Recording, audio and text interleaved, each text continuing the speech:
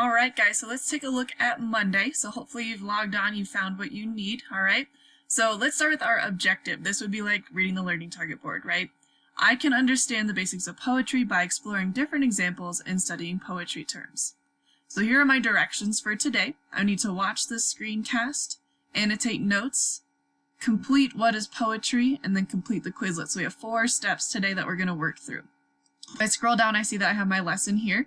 So if I click here, I'll find a screencast. That's going to walk me through these slides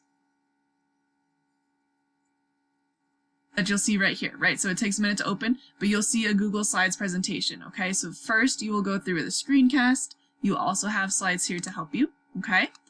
Then we have some notes. So you're going to open this. It is going to ask you to make a copy. And these are the notes that in the screencast it talks about. You can annotate these if you want to. I highly recommend it because we don't have them for our notebooks, right? So you might want to annotate these, okay? And that's what they look like. And then finally we have a couple different things. So this one is called What is Poetry? It's going to be on Google Classroom. And here's what that activity looks like. So you will find this on Google Classroom.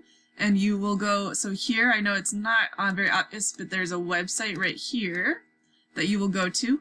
And then you're going to take a couple minutes to explore what poetry is and fill out some responses. So there's 3 sections here that you'll fill out, okay?